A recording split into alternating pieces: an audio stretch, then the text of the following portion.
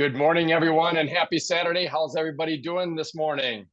Super. Good morning. Good morning. Woo! Great. All right, fantastic. It's unbelievable. We're already eking in on the end of August. And so we've got a fantastic program in store for us this morning on Saturday morning. We've got Kathy, which will be doing an update with us.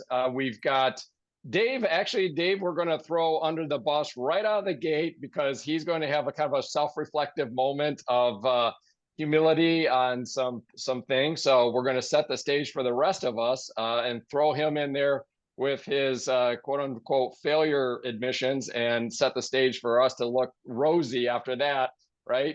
But we're going to have myself. I'm going to do a segment on some overall, once again, alarming numbers. This one is PCOS, the rise of PCOS in women, Polycystic Ovarian Syndrome. And then we have kind of a tag team of Carol and Hank on stomach acids, and specifically a new product that is just been launched that Hank is going to touch on, and Carol's going to touch on the stomach acid. So with that, Dave, I'm putting the bus in gear and I'm ready to throw you under it. Welcome. Good morning, Dave. How are you? Good morning. So I'll protect myself here by starting off. This is David and Chris Dasso. Just a reminder that Chris lost 100 pounds on HealthPointe and has kept it off now for like 14 years. And and so we've started our second cycle as we had over doing maintenance and just enjoying life, had picked up an extra 10 pounds. Both of us were on our second cycle working on knocking that 10 pounds back off. But I recently started a new client. She's on her second cycle now. And as I look back, I'm really good with HealthPointe and understanding the 4 weeks and then the 2 weeks add more food process. Where I look back, where I kind of dropped the ball is I did not do a very good job of working with her on the preparing or prepping portion of the program. And looking back and having studied a little bit more, a little bit of coaching from my peers, I look back and I see that that's a really important part, is cleaning out your closet, having that last big meal before you start. And again, from my limited understanding of science and how the program works, is that when you kind of have that meal and that buildup, then you switch into the protein days, that it really then helps you to have a much faster initial weight loss. And so my client has done well. She lost 4 pounds on the first cycle, and she's lost another 4 pounds on the second cycle. So everything is working, but it's working possibly a little slower than if I had been more efficient at the beginning of the program. And so this is just a self-reflection to say, when you're starting someone new, those very first few days are as important as the rest of the program. That's it. Well, here I was expecting this rolling bus to have a big bump, over, just rolling back and forth over Dave a couple of times.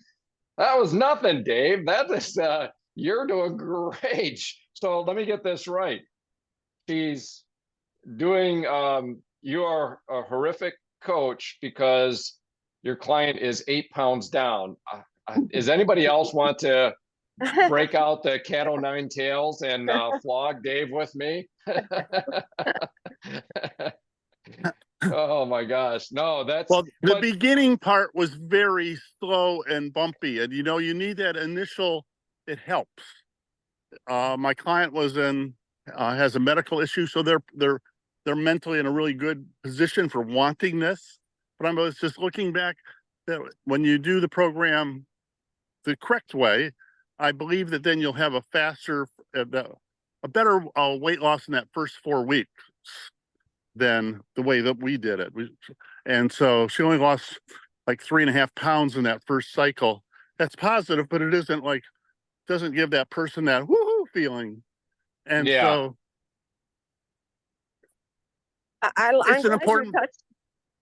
I'm glad you touched on that, David, because I had a circumstance with a coach in the same way, and not realizing that there wasn't enough emphasis put on the prep in the beginning and that last supper, so to speak.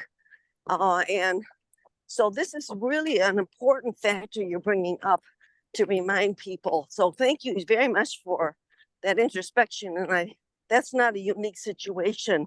I think that's more a situation initially when people are putting people on the program as new coaches, and they're excited because they've got their new people going on the program, and many times might slip through those first important stages as you brought out. So thank you for that. Yeah, I agree, Dave. You know, all kidding aside, this is a really important thing to kind of call out and kind of talk through a little bit. And one thing that I would say is, first of all, acknowledging, like you said, that is that client didn't have, as you say, the woohoo, if you're talking 3.5 pounds, 3.5, 4 pounds, it's not the, incredible excitement that you might have if you're maybe 8, 10, or 12 pounds down in that first cycle. Yeah. But I tell you, on the flip side of that coin, I would say that's either a testament to your client or a testament to you as a coach and your relationship, or probably a combination of the both. Because what I mean by that is, for somebody to maybe have that little bit subdued results of just 3.5 pounds down versus say 10, and still be willing to then rinse and repeat and go into another 6-week cycle, is a real testament to them, testament to you, and the combination of that. And we all get better, and so they'll get better and you'll get better. One other thing that I'll point out, and then I'll kind of pass the puck to anybody else that wants to comment again on this, is that as you go through this, and I think about myself and my coaching experiences, I will say that this is probably the most common area of my own failure. And just to pull us both out from underneath the bus, I will say that sure, there's things that we should and can do better and improve on, but this is at that point where someone is not maybe coming on board, full power. It's one thing when you start into the cycle and you have those jumpstart days and they're into their first week. And then, you're, in my case, they've got now, 7 days of daily check-ins. You've got some momentum, you've got some results, you've got some excitement. The receptivity of the input is much better than in the prep days where they haven't even started. They're scared. They've tried 17 other programs in the past. They're doubting themselves. They're maybe doubting you. They're maybe doubting the program. And here you're coming in before the program even starts, say on a Monday, and you're talking about these prep days and stuff. It also highlights in my mind why we hear notable people like Ben Physick and the entire Australian organization just going hyperbolic on the prep days and the mental detox, as they call it. And so I think we can get better on that.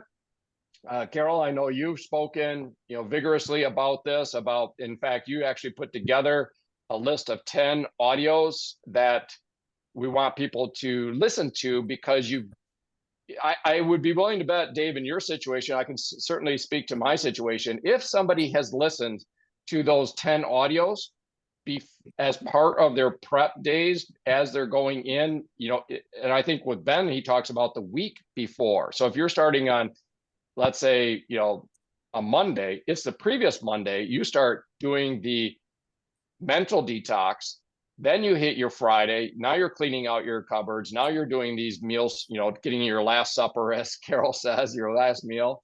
and kind of doing those things, but you're coming in with a mental clarity that comes from this list of 10 audios. So, but personally, I struggle with getting people to do that level of stuff coming in.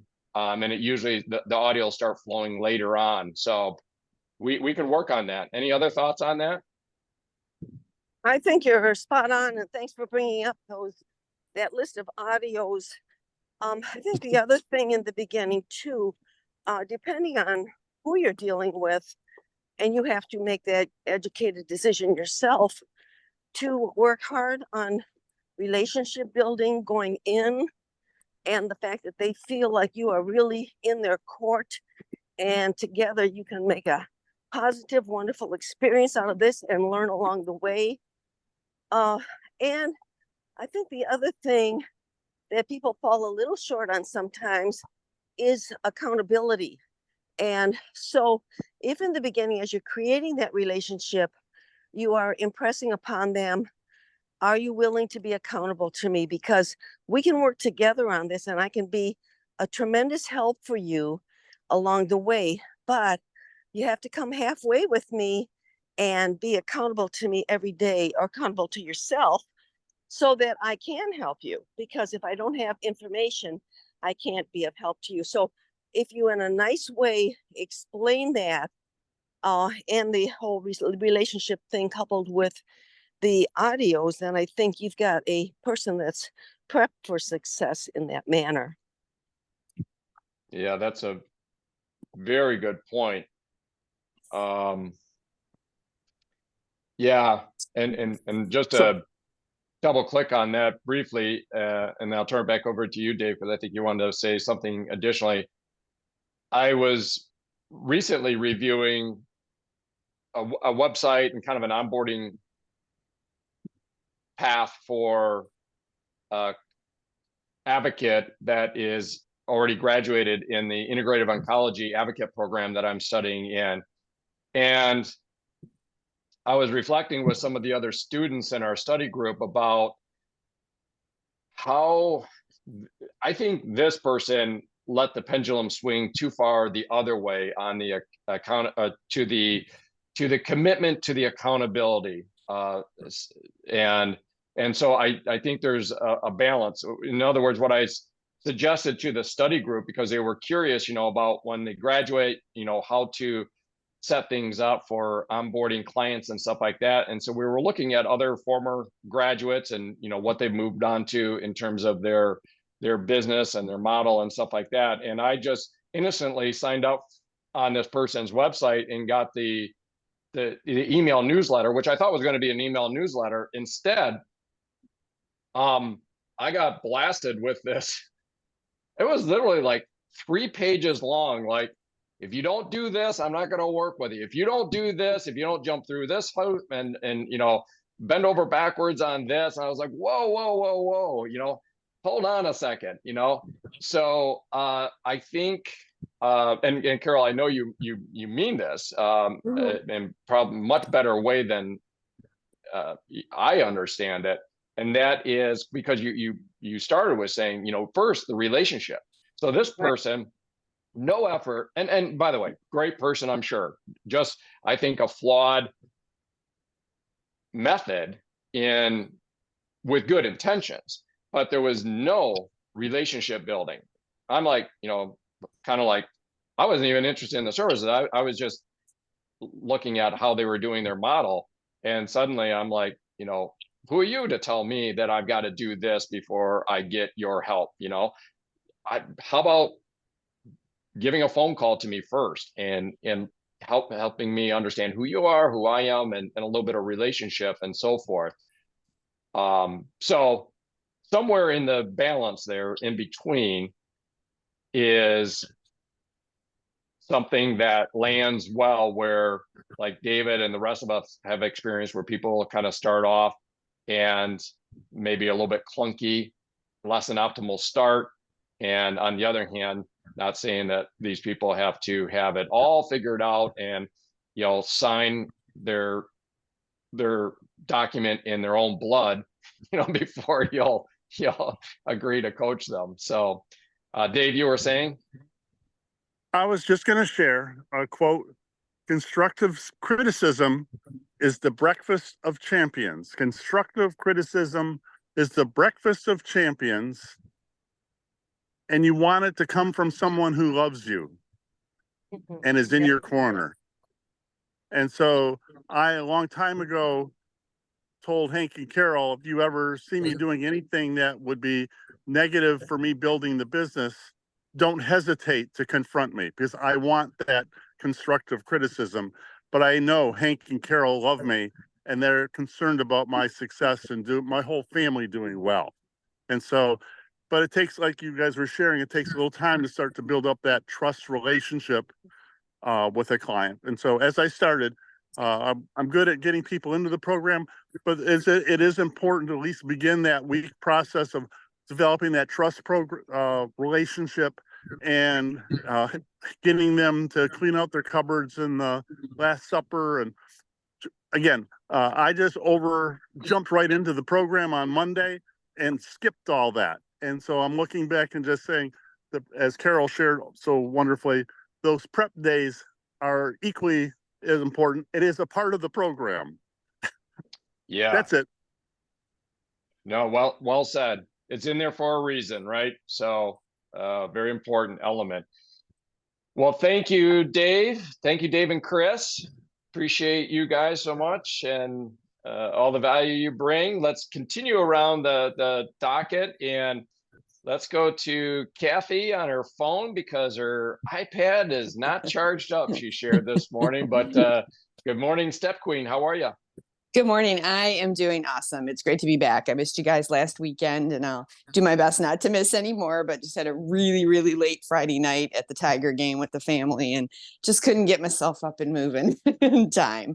But, that's the beauty of this. We know everybody is there for us, and we just need to be there as well. So I'm happy to be back. And happy to report today is 2 years, 151 days consecutive of doing my 10,000 steps a day. So almost at 2.5. So yeah. And and still when I'm out and about, if I'm at doctor's appointments or whatever, I'm doing them in the hallway, just getting my steps in and mentioning to people, because people are like, "Are you all right?" "Oh yeah, I'm just doing my steps," and people are like, "Wow." And nurses were like, "Whoa, really?" And I'm like, "Yeah," I'm like, "Of course you probably get a lot." "Oh yeah, I do." Didn't really go anywhere, but I just keep sharing it every day, and someday I'll share it with somebody and it'll make a difference. So I know I have encouraged some people at work that at least think a little bit more about doing steps now than they used to, and Keep swinging the bat. exactly, Yeah, for picking real, up on that Tiger baseball metaphor. I like it, Dave. yeah, I there like we it go. a Yeah. lot. So just as a real brief recap about my story, I lost 58 pounds over 5 years ago. I was diagnosed pre-diabetic and did not want to go on insulin or metformin, which my mother was on both and has been on them for I don't know, over 20 some years. And I wasn't going down that route because diabetes does run in my family. So luckily met the HealthPointe program with Chris Dassow and Carol's help. Lost the 58 pounds 5 years ago. Did it from June of 2018 to January of 2019. Was not doing 10,000 steps a day consecutively. I want to throw that out there, especially if there's new people thinking, "Oh my God, she's done 10,000 steps for 2 years in a row. I could never do that." First of all, don't say you could never do that, because I never thought I could do it either. And I'm at almost 2.5 years of doing it. So it's a mindset. It's what you believe you think you can do. You can do. If you think you can't do it, guess what? You won't. that also kind of, plays in with something I think we should emphasize with Dave's topic. And that is, where you begin is not necessarily where you evolve and grow into. That's a very important point. And you're really highlighting it here with a major component of the HealthPointe system, which is the daily movement, the 10,000 steps a day, 15,000 steps a day. And so just like Dave's client didn't start off with a bang, but is now into their second cycle. And probably most of us that have done HealthPointe, like we could probably go around the horn on this and talk about how almost everyone, where they are now compared to their first cycle, where they are now in their habits, where they are now in their confidence, where they are now in their practice, their practice, their life, their expectation, their enthusiasm, way different than week one, cycle one, when they started. And certainly the case with you, Kathy. For sure. Yeah. I mean, and I would say, when I started, I also didn't drink more than maybe 8 ounces of water a day when I started HealthPointe, because matter of fact, I went somewhere one time and somebody said, "Oh, your hands are dehydrated." And I'm like, "What?" They're like, "Well, do you see how you can't get your rings off? That's a sign of dehydration." I'm like, "Oh, I didn't know that," didn't think anything about it, but I didn't like water. It tasted awful. But when I realized that drinking a lot of water was going to help me lose the weight, boy, oh boy, water became my friend. And in the very beginning, I used our twist tubes, which helped give even more energy. So, and then water became my friend as the weight just kind of came off. And typically, I probably did between 5,000 to 6,000 steps a day. Once in a while, I would get to 10,000, but it wasn't a goal like it had been for the past 2 years. Now it's just kind of who I am. I can't imagine not doing it. So whatever the circumstances are for the day, somehow I get the 10,000 steps in. And just so you know, I'm not a nurse. I'm not in a job that I do a lot of walking. I'm an administrative assistant. I sit at a desk all day long. So usually before lunch, I might have, if I'm lucky, if I'm in the office, I might have maybe 2,000 steps in before lunch. But after my lunch, I go out and I usually walk about 35 to 40 minutes in the parking lot. And I typically can hammer out between 3,500 to 4,000, maybe. In that time frame, I just walk really fast. I like what you said Oh. there, and it was just a quick, brief comment, but I just wanted to shine a light on it. You said, I do these 10,000 steps independent of the circumstances, or you said it some way regarding the circumstances. Quick statement, huge, huge, huge statement. Because let me ask this for myself.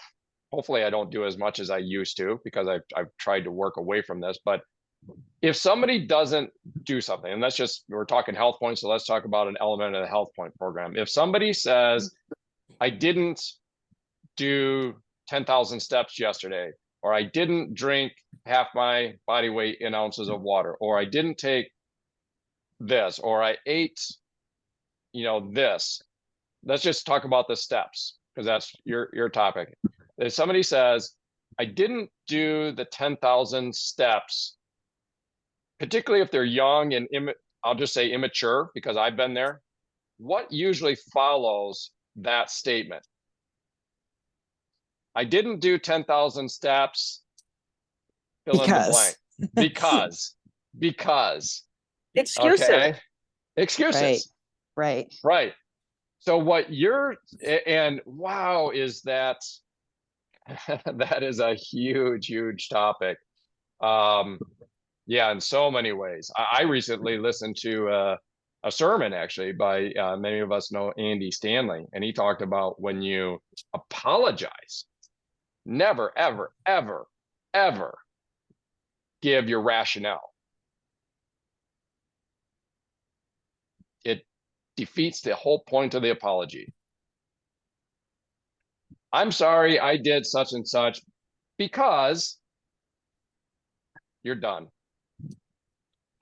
Easy to understand, torturous to implement. Torturous. Anyhow, I'll refer people to Andy Stanley to talk through that more thoroughly. But on the health front, the challenge is, and by the way, we all do this, Kathy, I'm sure you did it before you got into your 10,000 steps for 2 years and 151 days, track. But in HealthPointe,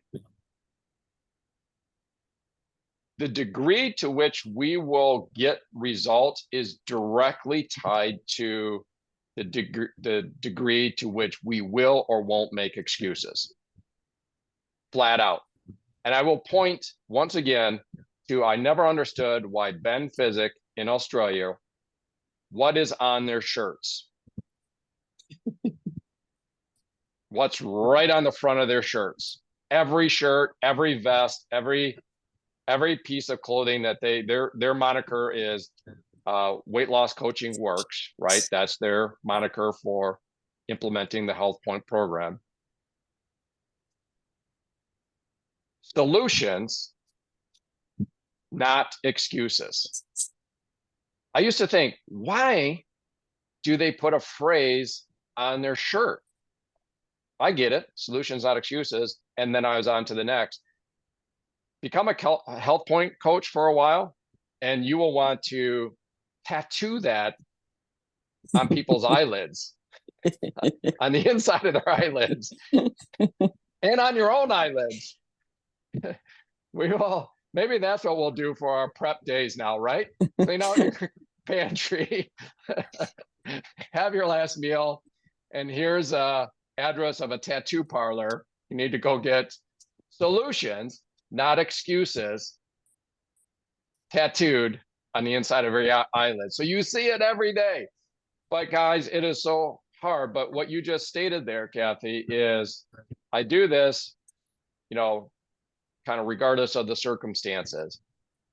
Circumstances are always there. Always. And HealthPointe, those that have done HealthPointe, I know I would have a lot of head nodding on this. It tells us more about and teaches us and reveals more about life than it does about just health. It is very revealing of our inner thinking, our inner emotions, our inner knee-jerk reactions. The most common knee-jerk reaction is, I didn't do such and such. And it doesn't matter what you're saying to your coach. I'm not making judgment on that. What you're saying to yourself. I didn't do such and such because fill in the blank. And what I love about what you do, Kathy, and I know, we kid about being the step queen and stuff like that. And, it never to me gets old, because how many fill in the blanks have you experienced in 2 years and almost 2.5 years? I'll tell you how many. You have experienced some multiplier times 2 years and 151 days. Let's just say 3, 4, 5 times 2.5 years. 3, 4, 5 times, what is that, about 700? You'll be coming up on 1,000 days. So that's 3, 4, 5,000 things that would have been wonderful excuses, because my mom's in the hospital, because my husband's in the hospital, because this, I live in Michigan and it's cold outside. And my basement flooded. Oh yeah, thanks. Forgot about that one. What was that? My basement flooded. My basement flooded. Yeah. Oh my gosh. Oh, that was my way gosh. before all the hospital things. That was back in 21. Oh gosh. But I mean, Jeez. and thank you. Thank you so much, Eric. But and I'm not doing this to try to be like, ooh, yay me. But I mean, I can't believe the difference I feel since I've been doing this every day, and that's what I tell people, like, oh my God, you've done 10,000 steps for over 2 years. I'm like, yeah, but I feel amazing. I mean, like, even if I don't get what I think is like a great night's sleep, I wake up and I'm like, oh geez, I'm a little tired, then I take my excess and get going.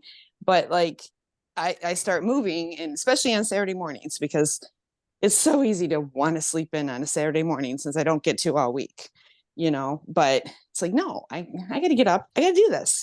I got to get moving, because the difference between getting up, moving, and getting my steps in early on a Saturday and still being able to have a lot of time is a whole lot different than Sunday mornings, because Sunday I have a really hard time getting steps, because I get up, get ready for church, sit in church, go grab some lunch, sit at lunch, come home, and I'm like, holy crap, I have 8,000 steps to still do. And it's 1:30 in the afternoon. That's difficult. Yeah, But I tell you, again, I just, do it because I feel so good once I do it, yeah, let's and not it's miss made that such a part. difference. It's made such a difference. When we were at the Tiger game, I think I ended up with 18,000 steps that day, because I still went out on my lunch hour and got my, when I got done with lunch, I think I was up to like 6,500, got a little bit. I was probably close to 9,000 before I left work that day, Yeah. So, Yeah, I was like, think oh, wow, we but talk about the healthy habits that we develop in here. right. And the healthy habit is not walking. Yes, it's walking. The healthy habit is finding solutions, not excuses. That's the healthy habit. And again, guys, if there's anything that is difficult, I'm not preaching here. I'm a fellow traveler on this, very much, guilty of failure and stuff like that, but absolutely way, way, way better than day one, first cycle of HealthPointe. This program just absolutely reveals it. And honestly, and I'll just throw out some aspirational tone to this. That's, if I can hang out with HealthPointe, people that are successful in HealthPointe, and people that are successful coaching HealthPointe, that's a great group of people to hang out with. Because you ever hang out with people that are just full of excuses, full of, they're just, it just, is all over them. It's just who they are. And it never comes out as just excuses. I'm just saying that just in general, if you're hanging out with people like that, to me, it's just not very uplift. It's just like, ugh, it's what's going bad and why it's going bad and this and that. And then you get around to people and pick your modality. I'm sure there's others in HealthPointe, but the reason that we're often inspired and aspire to people that do hard things and then kind of graduate at that level, the reason we aspire to that is because if you get to that level, you are a different person, not just on the outside, but on the inside. How you respond to these circumstances. And are you finding solutions left and right? Here's a problem. Boom, your mind immediately shifts into it. Doesn't ignore the fact that there's a problem. Right. But instead of camping out and building your mental like a friendly person. and emotional talk track of Dave, we've got let me get a mute on Dave. Let me get a mute on Dave here. Well, you know what? Let me just jump in for a quick second. I wanted to bounce off what you were saying in that my client who had minimal weight loss that first cycle, but she went on double X and the omegas, the fiber, and the probiotic. So although she wasn't getting the weight loss she wanted, she did feel better. Yes. Good point. Huge point, guys. This is called HealthPointe, not DietPointe. So oftentimes, people are just figuring it out. They do have tough things in life. And yes, maybe at some point they'll get to a point where they're overcoming that. But in the meantime, there is the impact, the influence of filling in those nutritional gaps, getting those omegas and so forth like that. And sometimes that just helps them kind of clean up their cellular biology where they get a little bit more energy and a little bit more confidence and enthusiasm, and then they hit the ground running. So huge point, Dave. Well, thank you, Dave. Thank you, Kathy. We're going to move along. I'm actually going to jump in next. As often, we're doing a bit of a preamble around the 8 o'clock mark, and so we start a little bit after 8, but I'm going to go through some content here that I queued it up as focusing in on PCOS, Polycystic Ovarian Syndrome, and the overall negative trend of infertility among men, women and men. Okay, there's a whole nother subject in terms of men.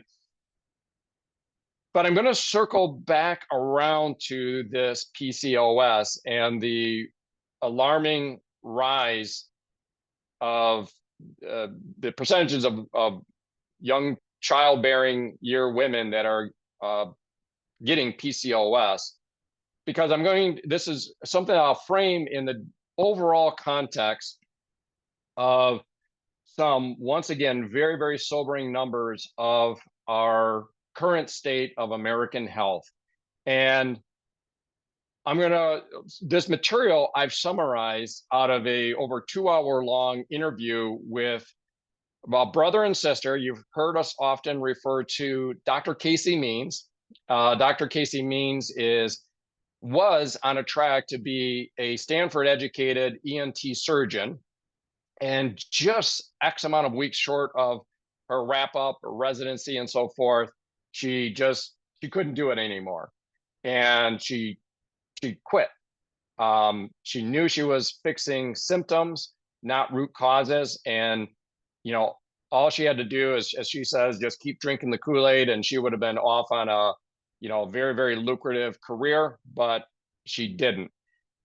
Her brother, Callie Means, is on the front of, so Callie is Yale educated, and he's on the policy front. So he, in this interview, said, when asked, like, what do you think of your sister when she says that she was, stopping her career just short of that, he said, I told her she was stupid. Only a brother can say that to, only a sibling can say that, openly in an interview. How'd you feel about that? I thought she was stupid. I told her she was stupid. Anyhow, he prevailed, and Callie, her brother now, who was on the lobbying end, so he worked in DC on the lobbying end, and basically lobbying, advocating with these food and pharma. I mean, he lobbied with Coca-Cola and others, so he was on that end, pushing these sugary, high processed foods, legislations, and he flipped and came to join basically his sister, Callie. And in this interview, which I highly recommend listening to, Callie and Cassie, it is 2 hours, so I'm going to highlight, just as a way of review, on some of these things, and then dial in specifically on PCOS. So here we go. The grim state of American health and influence, the grim state of American health and the influence of corruptive incentives. The current health landscape in America is alarming, marked by skyrocketing rates of chronic disease, obesity, and a general decline in public health. The numbers paint a clear picture of a country in a health crisis, driven not by free market dynamics, but by a corrupted system where misaligned incentives prioritize profits over well-being. Let me stop there and be clear. They're not only, despite some of these numbers, Casey and Callie are not saying that this should not be a free market system that is correcting that. What they're saying is that the current system is corrupting the free market system, okay? And specifically, when you put your thumb on the scale of the free market system in the form of subsidies and incentives that make people sick, that is corrupting the free market system. So they also are not anti-doctors. And at the end of this, I'll give some of their equally upbeat statistics and thoughts on being able to pull out of this. But make no mistake, this is a very alarming trend that is in a very precarious state, backed by the numbers. So let's talk about what we often talk about: escalating obesity and chronic diseases. In the last 4 decades, obesity rates among Americans has soared to now over 74%. Even more concerning is that over 51% of American teens and close to 50% of 6-year-olds. Guys, there was a lot of talk about 6-year-olds. Close to 50% of 6-year-olds are now classified as overweight or obese. And Carol, I know you've mentioned as you're doing your walks, we all see it. We all see it. We didn't see it. Those of us that are old enough to remember, it was very rare to see children that are obese. And again, guys, these are not fat shaming comments. These are obesity correlates with chronic disease. Let's disregard the cosmetic aspects of this and just focus on the disease. Who wants disease for children? Nobody. So this stands in stark contrast to the health of previous generations. Back in 1960, only 13% of adults were obese. Something has dramatically shifted in the American lifestyle and diet to produce such alarming figures. Diabetes and metabolic dysfunction, the prevalence of prediabetes and type 2 diabetes, again, something we're always talking about in this space, has reached unprecedented levels, again, with now 50%. I remember when I started kind of getting serious with HealthPointe, we talked about 1/3 of Americans. Now 50% of adults. Compare this to the mid-20th century when diabetes was rare, particularly in children. Today, the number of young people with type 2 diabetes has increased dramatically, with 33% of young adults now suffering from prediabetes. The third is now just young adults. Cancer and mental health. Over 2 million cases of cancer are expected in the US this year alone, including a 79% increase in young adult cancers. Mental health issues are also on the rise, with 40% of teenagers diagnosed with mental health conditions and 25% of American women now on antidepressants. These figures are indicative of a society in decline, with mental health deteriorating at an alarming rate compared to previous generations. And guys, there's a lot of factors on this, and they acknowledge that, but the daily consumption of food is a huge contributing factor. So, before somebody, thinks, oh, there's other contributing factors to this. Yes, there is. But what you do daily is eat. And that is contributing mightily to this dramatic rise in mental health issues. Hello. Hello, Alba How are Reed. you? Good, Alba. How are you? Good. Alba, if you could Well- hold for just 1 second, Alba. Yeah. Hold 1 second, and I'm going to continue on here, okay? But I'm looking forward to your comment, but I'm going to get through the rest of my my segment here. Is that okay, Alba? Yes, of course. I'm apologize that I interrupt you. Okay. Well, go ahead, Alba. Actually, go ahead because no, you want no. to speak. No, go ahead. Go ahead. Finish. I'm Okay. sorry. Okay. No problem. Okay. So, because I was just going to get in on the PCOS and just so infant and maternal mortality. This struck me.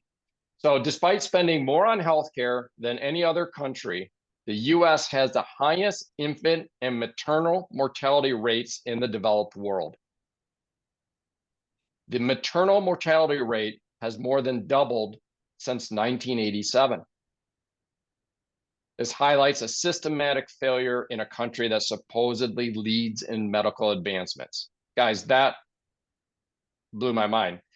By the way, I did fact checks much of this. And again, we're talking with a Stanford trained physician and a Yale educated former lobbyist, now public policy advocate. Autism rates. Autism rates have skyrocketed from 1 in 1,500 in the year 2000 That wasn't that long ago. 1 in 1,500 to now 1 in 36. This stark increase is a clear indicator that something has fundamentally changed in the environment and lifestyle of American children, far beyond what can be attributed to simply improved diagnostic techniques. Because a lot of times that's referenced. Oh, we just diagnose it more. That's not it. Not to go from 1 in 1,500 to 1 in 36.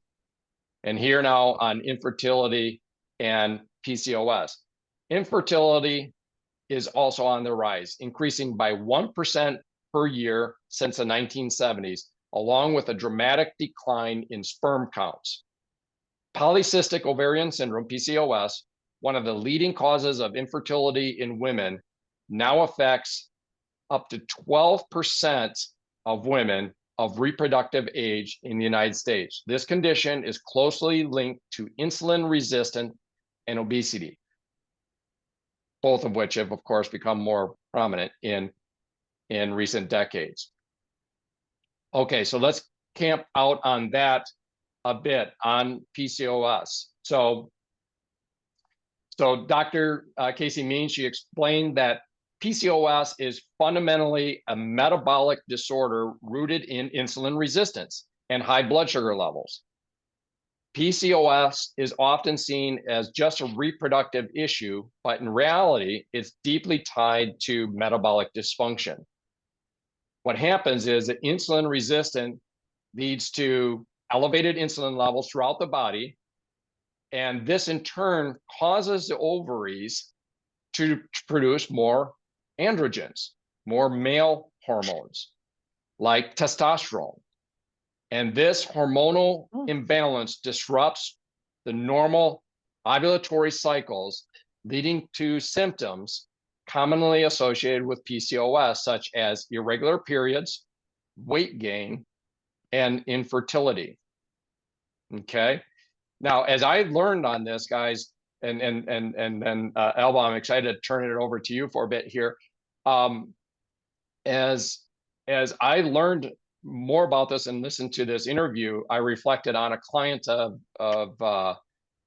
the organization, a client of mine. I'm not directly coaching her, but I was actually brought into kind of the coaching scenario where she was experiencing irregular periods. Her doctor was saying, hey, let's, take this pharmaceutical to kind of deal with that. I was asked for my input.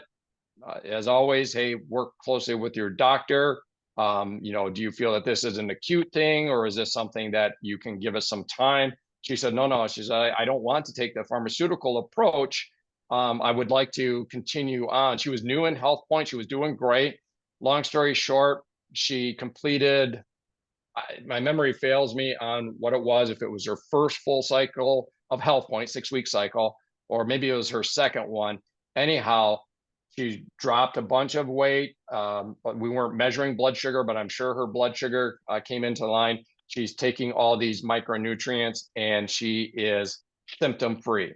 She has, her hormones have, gotten into correct regulation, and she has no need for taking that pharmaceutical.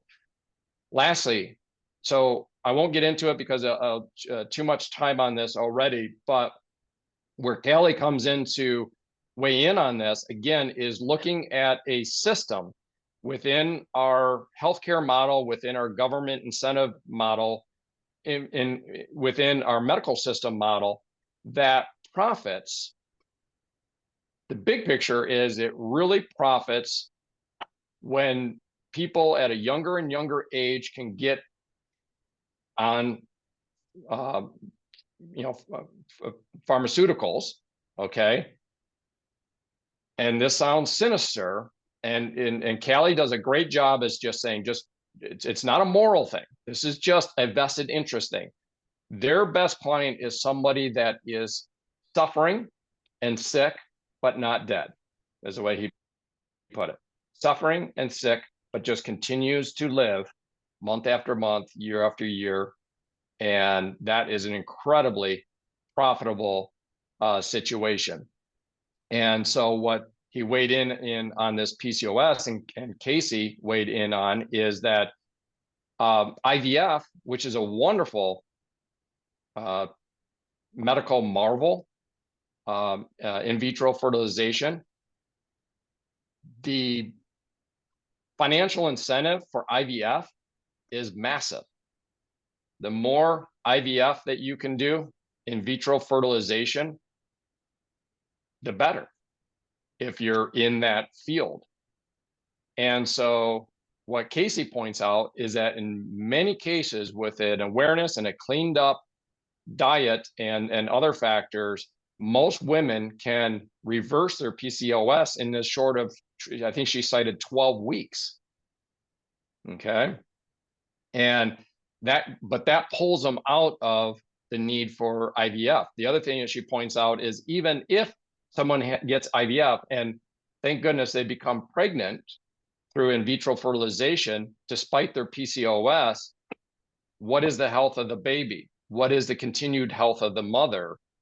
Because you haven't addressed the root cause of the obesity, of the insulin resistance, of the metabolic dysfunction, right? So that's, I will hit on a bit of a happier note, but I want to swing over to you, Alba. Thanks for holding on that, by the way. I sometimes have to keep a little bit of a track going when I'm on that subject. So thank you for that. But Alba, how are you doing? Good. How are you doing? Good, good. So I would like to have an experience on those topics. One is, I don't know if everybody knows, but I'm from Venezuela. So we have different diet there.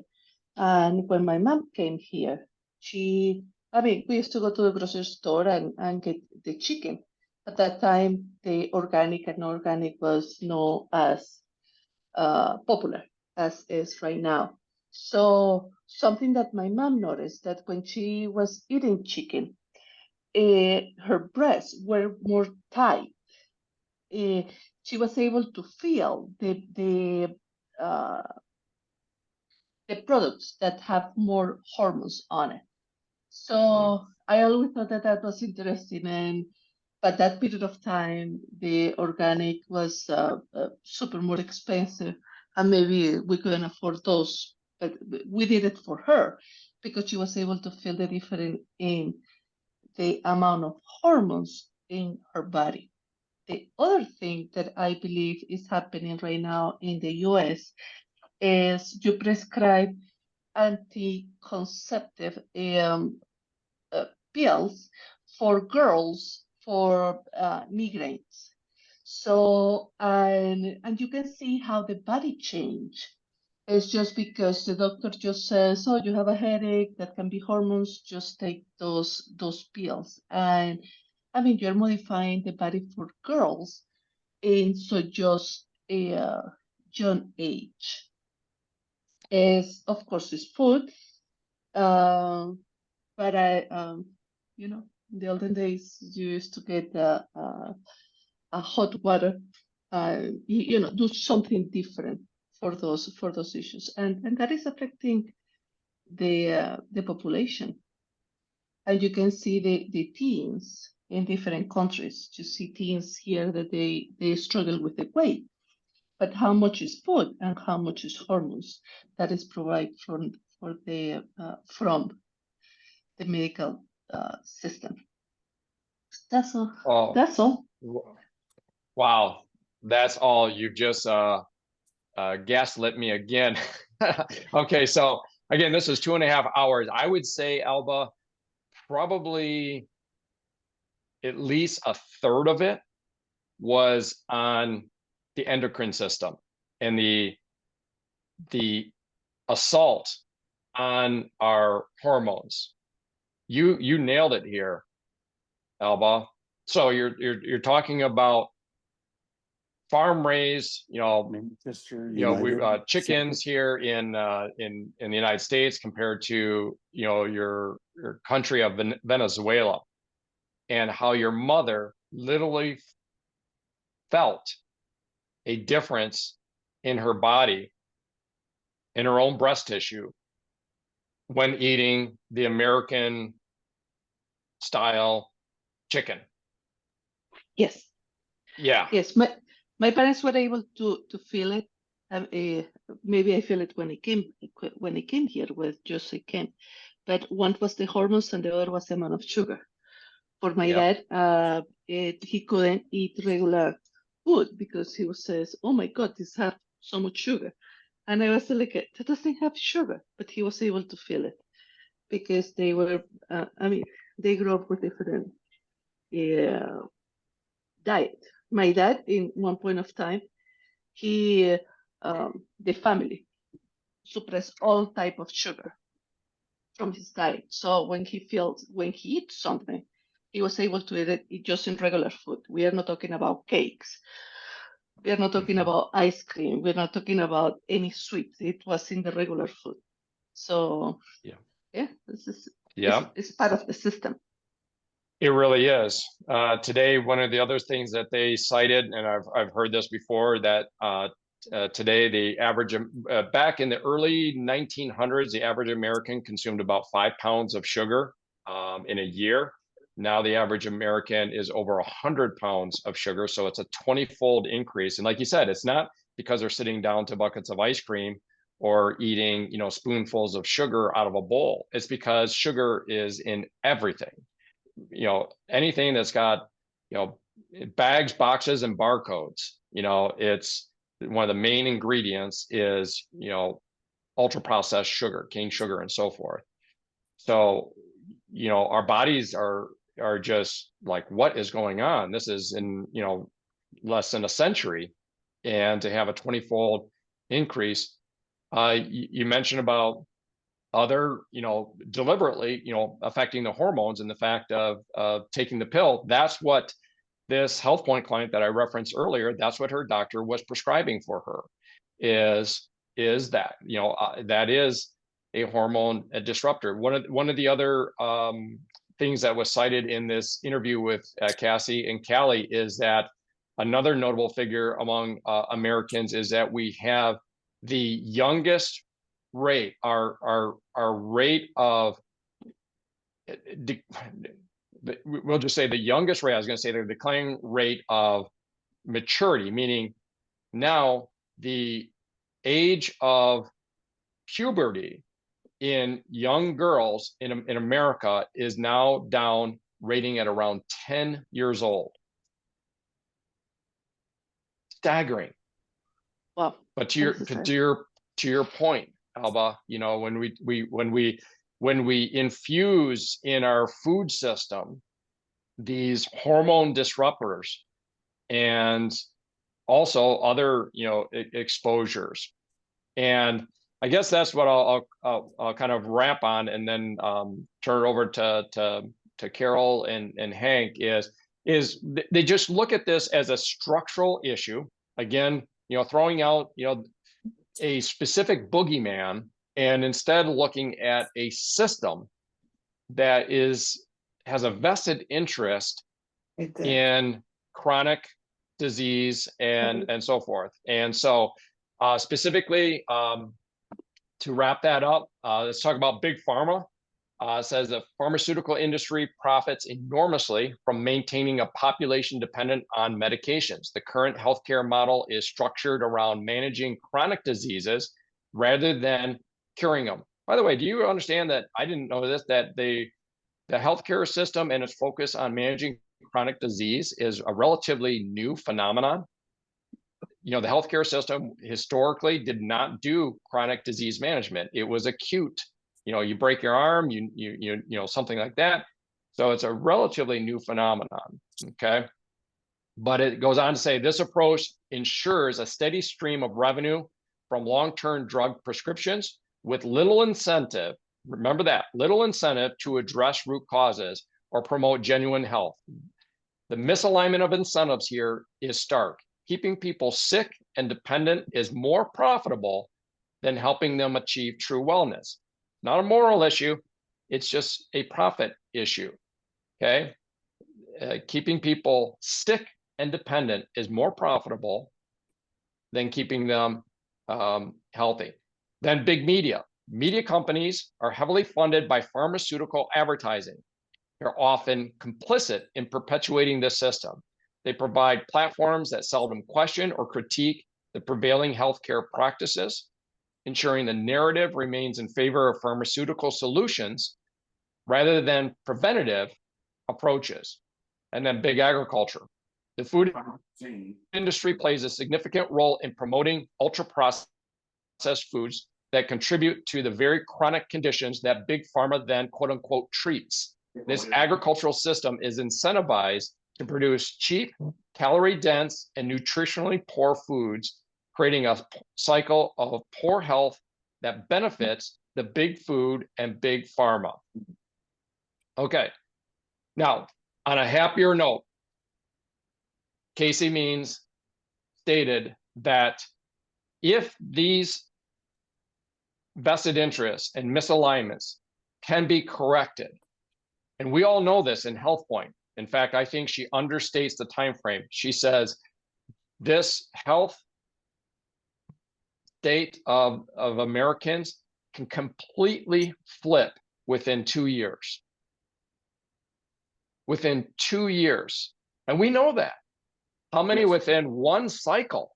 Two 6-week cycles, certainly three 6-week cycles following a HealthPointe program where people are, I mean, we've routinely on this program, people have cited the meds that they've dropped off of or reduced, you know, and so we know this. And so Casey Mean calls that out and makes that clear, is that these are some massive, massive headwinds. When you're talking big media, big pharma, and big ad, those are big players that are, you know, that are communicating to us every day and setting up systems every day. So it's truly a David and Goliath thing. However, as so many of us know, once you start feeling healthier, once you get that energy, that is a powerful wake up. And then, to be clear, I like to call out and compare and contrast our vested interest. Do we have vested interest in our business model, in the HealthPointe business model? Absolutely. Let's compare and contrast. We have a vested interest. Fundamentally, let me just get right to the root. We fundamentally benefit from people purchasing our brand of nutritional supplements and healthy products. Okay, that's where we benefit. Okay, full stop. So we benefit from people purchasing products, supplementations that are produced on farms, some of the largest organic farms in the world, over 6,000 acres. And basically you take that plant product, extract the fiber, extract the moisture, and make it, you know, so that it can be in a supplement form. And that's what we profit from, that and other products.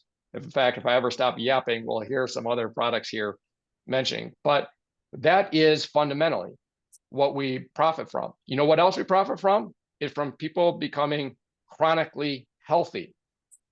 If Dave's gal quit after her first cycle, he does not benefit, probably, okay? Because if people do not get healthy results, they will likely, in time, stop purchasing the products that we market. However, if somebody gets the results that they want, they get better health, those people, and they maintain that better health, those people fall in love with these products. I had comments this past week 2 or 3 times where they just use the term love. This is somebody that didn't know these products existed 2 years ago, and they're loving these products. Those people will, for months, for years, for decades, be purchasing those products. You know what else we benefit from? The free market system of business ownership. We benefit if we can help people that want to make money in this line of business. And if they don't make money, then we suffer ourselves. That is our incentive system. So we compare and contrast a system that has a vested interest, setting aside any moral judgment, that has a vested interest in somebody getting sick in a chronic manner, maintaining that chronic state, treating the symptoms, not the root cause. That's one system, and it's gotten us to where we are. And on the flip side, we have a vested interest in people learning to become healthy, staying healthy, and then learning to help other people get healthy. That's a stark contrast between the two systems for sure. Carol, if you're still there, and Hank, if you're still there, I'd like to turn it over to you if you are. I really want to pitch in on that, listening to you guys. All right, let's just kind of get down to real facts here. You know, okay, I just turned 91, no medications, okay? What turned my life around was a company called Nutrilite, which we started eating that product 50 years ago, Carol and I. And neither one of us are on any medications. And what's Big Pharma is all about is selling medications, and just covered it very well, Eric. You did a great job on that. And to me, I look for results. I look what happened all around me. All the people I worked with, they're pretty much dead, okay? And here I am, thank God, for coming across this product line, Nutrilite, which they have a definite interest in good health. And it just made a whole world of difference to our family. So I just want to share that. And just one other quickie. Everything you covered about was about the old gut, right? The gut microbiome. What we put in our system is what we become. And if you don't have a good, healthy microbiome, you're in big trouble. And that's influenced by many factors, which includes diet, nutrition, exercise, sleep patterns, infections, and certain medications. Hello. A healthy microbiome can reduce the risk of obesity, heart disease, diabetes, and cancer. An unhealthy microbiome can lead to certain diseases and affect mental health. For example, disturbing the microbiome with antibiotics can lead to disease. So many doctors want to push antibiotics to clean you out. It kills everything in your system, from what I've learned. I don't go anywhere near my antibiotics. It's not the answer, but that's what's advertised. That's what people believe, and that's what they do. It's a sad thing. They're like sheep following the masses, okay? You got to pull out that herd and get out on your own and start believing what somebody who's a proven living person, like, okay, I'm not promoting me, but again, it's changed our life. And thank God we don't go anywhere in medications, because they just cover symptoms, they don't heal. And my new, I'll close with this, my new morning ritual was the probiotics and the fiber, but now I switched to these new products that just were released by Nutrilite, starting out with excess ignite powder. It's awesome. And just real quickly, and it's proven by tests that it supports the polyphenols and anti-cyanins. Okay, I won't go into that. But here's what's been proven. Reduces waist and hip size. Hello. It improves body tone, reduce body mass index, and visceral fat. Oh, excuse me. So that's the excess ignite powder. And the other product is Begin. I've been starting my morning with those two products today for about 2 weeks now. And I feel I guess the best way to explain is a clean difference in my gut. I feel like a clean gut. I can't describe it, but it just feels good. So those two products have made a world of difference. In just 2 weeks, I've been taking them. And just a little word, I had the Begin. It's got so many fruits and vegetables and everything in there. I won't go into it, it takes too long. But it's got a real fine powder, which I had a little difficult time with it at first. So what I did is I put in the water, 7 ounces of water.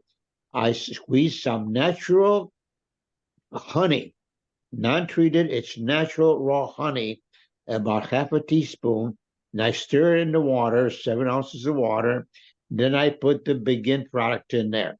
And it goes down very smoothly, and I love it. And between those two products, I can tell you, even though I always felt good, it's something hard to put my finger on. I feel better.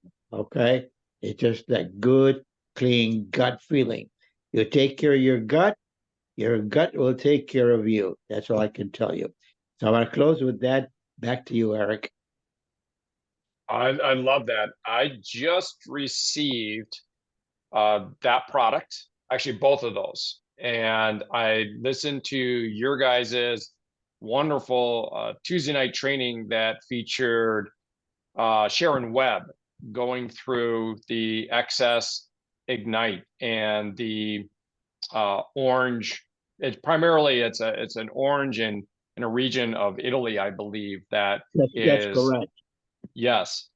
And so this is, again, the Nutrilite researchers, they're scientists and so forth. They're constantly scouring the globe for, products. We know about acerola cherries. We know about all these different things, and they've got this. And I was stunned. I was stunned by two things. One, that Sharon got into so many like facts and figures and graphs and everything, because Sharon, and you guys know Sharon and Jerry, I know they're dear friends of yours. I just know them lightly, but I see Jerry as that. But Sharon is always the, more sanguine, kind of a fun-loving. Boy, she really drilled down into some of those, research papers and stuff. I was really impressed with that, and then also just impressed with the apps, actually the research results on this product, and then likewise with the Begin product. And I just received that. So I love what you say, Hank, that you ultimately, that's what we're trying to do, is not just move numbers on a lab test, but how we feel, right? And how you hit on that and how you feel different after just 2 weeks of taking that product. That's correct. Yeah. Well, this has been fantastic. And I think probably Carol is moved into the disconnected Wi-Fi of her phone. So I don't see her here, but sorry about that, Carol. I went maybe a little bit long here, but guys, once again, we had hopefully a phenomenal program here for everyone. Just want to thank everyone for contributing. I would go through the list here, but if I left anybody out, I would feel awful. So I'll just say thank you, everyone. It's once again just a lot of that more impromptu input that comes into the collaboration that is so meaningful. So with that, I'll get this up into YouTube here, onto the Voices of HealthPointe YouTube channel. And until next week, same time, same place here on Zoom, I'll say bye-bye. Bye, everybody. Have a great week. Goodbye.